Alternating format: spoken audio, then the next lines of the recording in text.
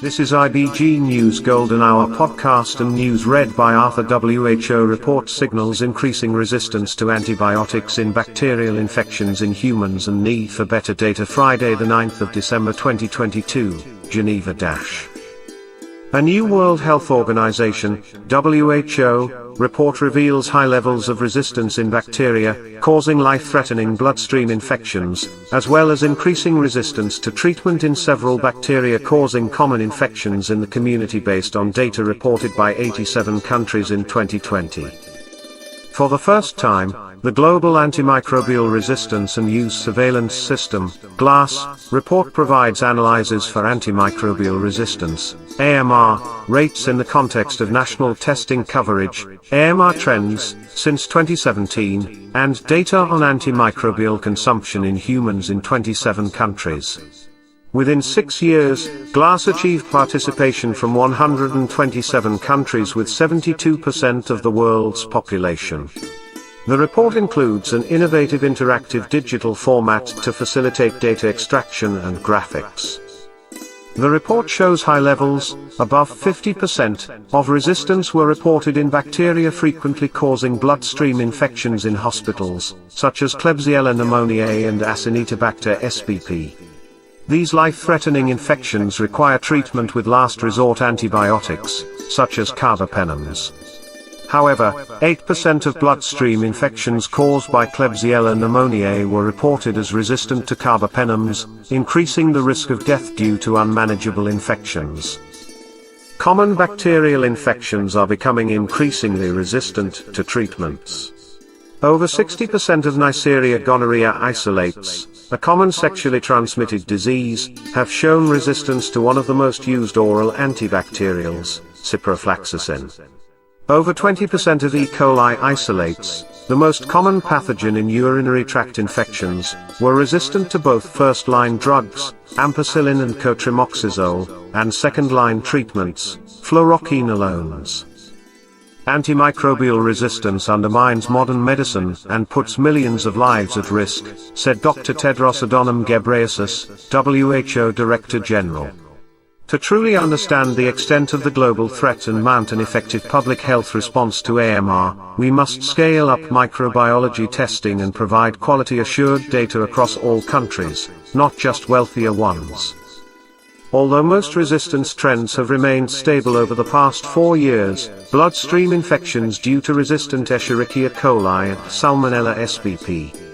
and resistant gonorrhea infections increased by at least 15% compared to rates in 2017. More research is needed to identify the reasons behind the observed AMR increase and to what extent it is related to raised hospitalizations and increased antibiotic treatments during the COVID-19 pandemic.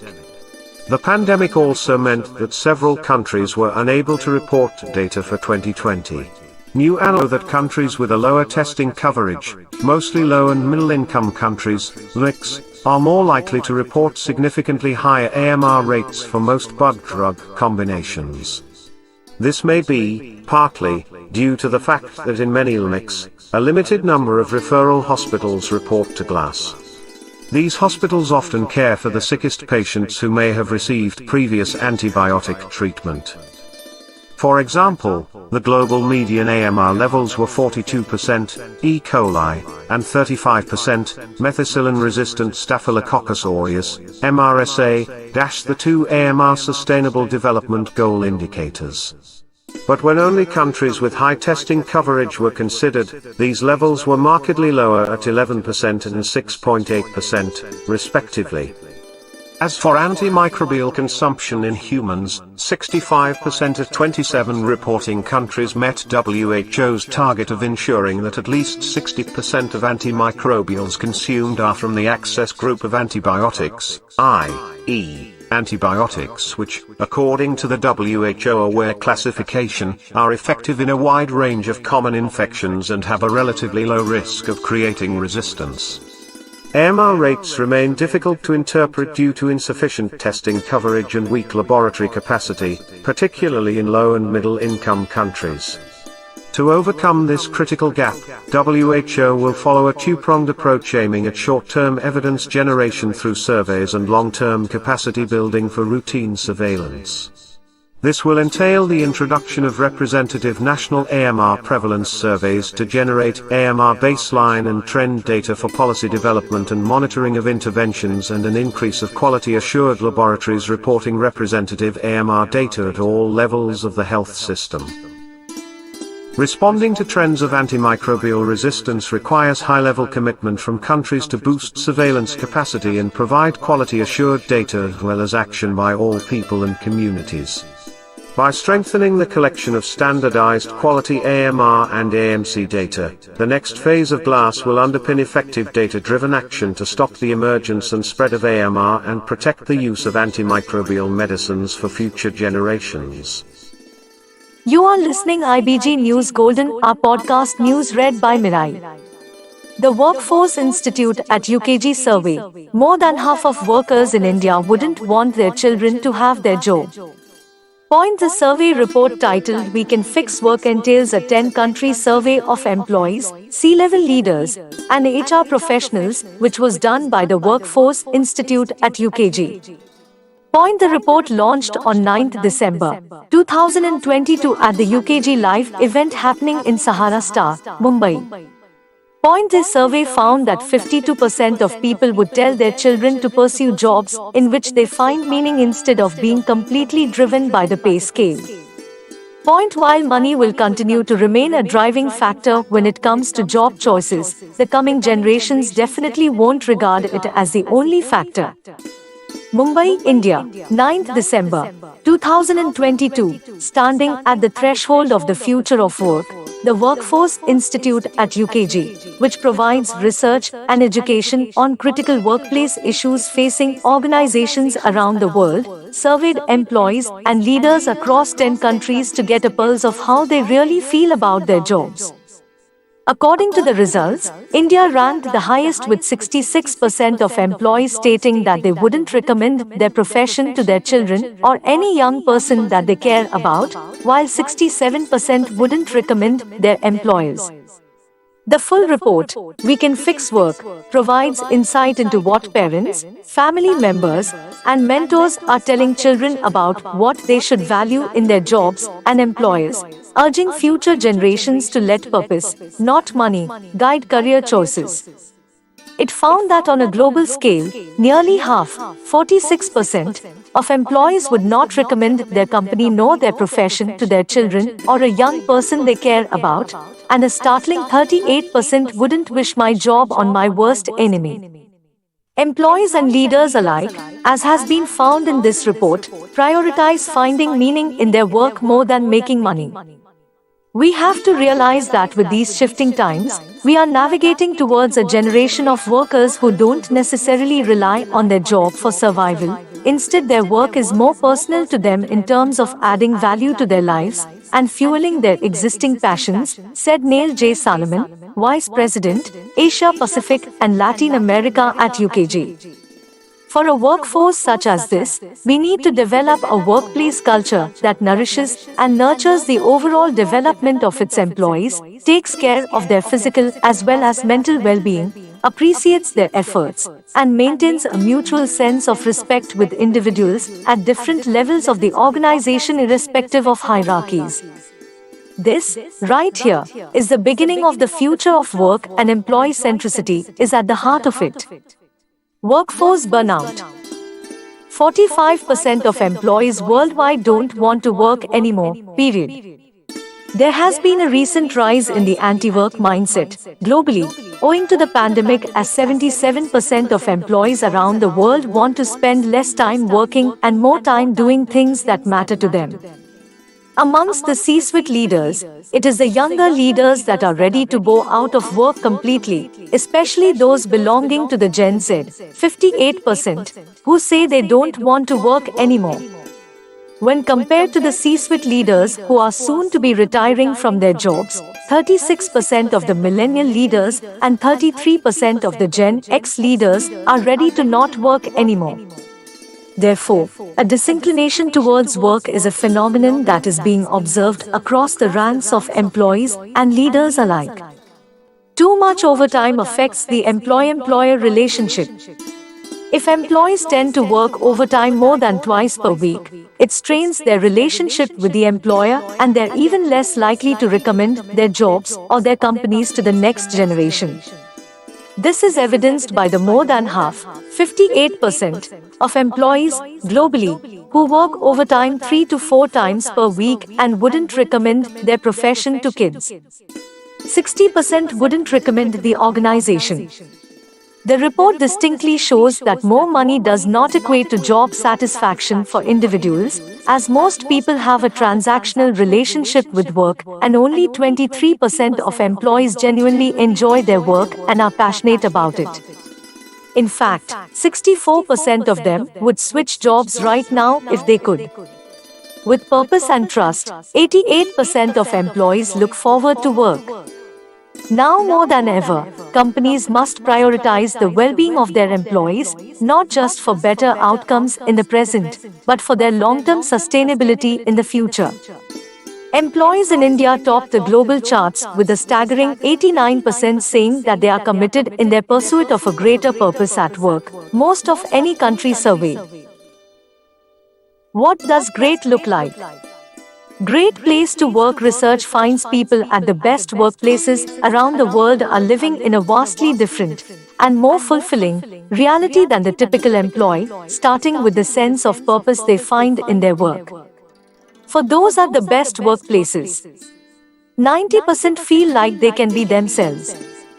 88% look forward to going to work. 85% believe their work has special meaning. 85% enjoy psychologically healthy work environments. What's more, rather than warn loved ones away, 89% of people at these best workplaces would strongly endorse their organizations to friends and family. The full report, We Need to Fix Work, examines feedback from 2,200 employees surveyed in partnership with Workplace Intelligence across Australia, Canada, France, Germany, India, Mexico, New Zealand, the Netherlands, the UK, and the US, as well as 600 C-suite leaders and 600 HR executives in the US. You are listening IBG News Golden Hour podcast news read by Billy Joey. Acting Coordinator for Counterterrorism vets travel to Japan, the Philippines, and India. The United States Department states, December 8, 2022. Office of the Spokesperson. Acting Coordinator for Counterterrorism Timothy Betts travels to Japan, the Philippines, and India December 8 to 14th. In Japan, Acting Coordinator Betts participated in trilateral counterterrorism discussions December 8 with senior government officials from Australia and Japan. These discussions focused on the current terrorism landscape, including persistent threats in the Indo-Pacific. In Manila on December 9, he will meet with senior Philippine officials from the Department of Foreign Affairs and Anti-Terrorism Council to discuss ongoing counterterrorism cooperation and the U.S. Philippine Security Partnership. Acting Coordinator Betts concludes his trip in New Delhi, where he will lead the U.S. delegation at the annual U.S. India Counterterrorism Joint Working Group on December 12 to 13. The Joint Working Group will review regional and global terrorist threat assessments, collaborative bilateral and regional counterterrorism programming, and initiatives to strengthen law enforcement and judicial partnerships. You are listening IBG News Golden, our podcast news read by Mirai. Ministry of Road Transport and Highways in India issued new carpooling and shared mobility regulations. Ministry of Road Transport and Highways has issued the Motor Vehicle Aggregators Guidelines 2020 in accordance with Section 93 of Motor Vehicles Act 1988 for the compliance of all states' UTs on 27 November 2020. These guidelines provide a guiding framework to the state UT governments to consider for issuance of license, as well as regulating the business being conducted by such aggregators. Provision has been made in the guidelines with regards to ride pooling as per Para 11 of the guidelines. Road transport is a state subject and as such, initiatives for planning and management of sustainable urban transport system, including steps to address the problem of traffic congestion on roads, etc., are taken by the respective city-states UTs. A study has been carried out for Delhi NCR funded by Department of Heavy Industries, DHI, Ministry of Heavy Industries and Public Enterprises, Government of India by Tertiary in the year 2018, which reveals that during winter months, transport sector contributes 28% and 24% to PM2.5 and PM10, respectively. Similarly, during summer months, transport sector contributes 17% and 15% to PM2.5 and PM10, respectively. Commission for Air Quality Management (CAQ) in NCR and adjoining areas has framed a policy to curb air pollution in the National Capital Region, which includes strategies for pollution control from various sectors, including transportation. Further, as per Graded Response Action Plan, GRAP, state governments in NCR and GNCTD and concerned agencies are directed to encourage offices to start unified commute for employees to reduce traffic on road, augment CNG electric bus and metro services by procuring additional fleet and increasing the frequency of service, and introduce differential rates to encourage off-peak travel. Further, citizens are requested to use public transport and minimize use of personal vehicles, choose a cleaner commute, share a ride to work or use public transport or walk or cycle, combine errands and reduce trips. Also, government has launched National Clean Air Program (NCAP) to improve air quality across the country. This information was given by the Union Minister of Road Transport and Highways, Shri Nitin Gadkari, in a written reply to the Lok Sabha. Also, in another notice, same ministry laid regulation for controlling use of inferior construction material.